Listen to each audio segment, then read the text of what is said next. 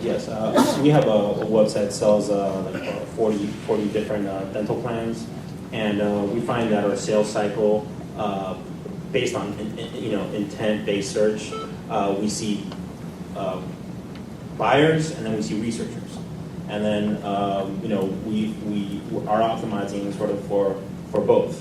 How do you best measure the value of a researcher, and how do you justify that, optimizing for that, to your boss or to the company?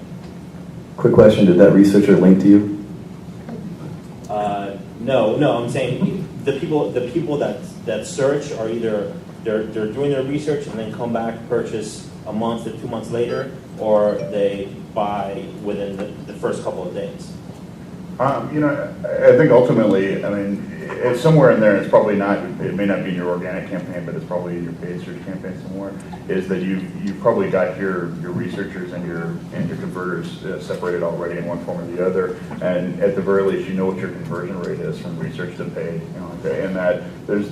From there, you could probably back into it, to where at the very least, and say, hey, look, we need to open this up on this end in order to get to this point. Basically, you need to just open the top of the funnel up a little bit more, and those researchers are the top of your funnel. But that's an important exercise for everyone to do, is to take your keyword list and try to identify which words are falling into what phase of the buying cycle.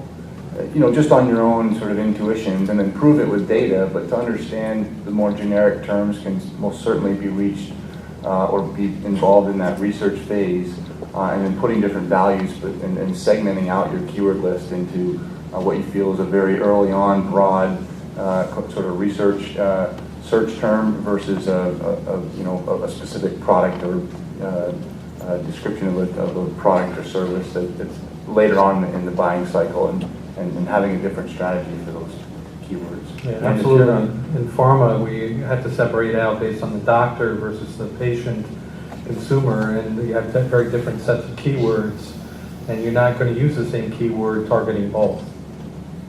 If you're not tracking your visitors over time for the repeat visits and their long-term value, how the researcher converts over time, you're missing out on a lot of your most valuable data, because quite honestly, that's going to help direct your future campaigns. And if your analytics isn't capturing that today, you're missing out on more than probably 50% of the value. And if it's not impossible for you to get that data stream back to you, well, might as well forget it. Yeah, We can't help. You need to be measuring your micro conversions, right? So micro conversion is any activity that can happen on your site that at some point could lead to a sale. So that could be a download of a white paper, that could be whatever. You need to be measuring that activity, and then you need to have specific calls to action within those assets, and then measure those specific calls to actions, right? So if you've got a white paper that's a download, there needs to be some call to action in the white paper of the next step that you want the customer to take, whether it's sending you an email based on some clarification or a coupon code or whatever it is, and then measure how many people downloaded the white paper, and then how many people from the people that downloaded the white paper, how many of those took the next course of action. And then that obviously needs to funnel at some point into a sale, otherwise you're wasting your time. But you really want to track, to their point, all these activities that lead up to the sale, and then how, with that research or traffic, how can you start doing things that cause that traffic to engage more with your micro conversions and therefore have a higher propensity to convert at some point.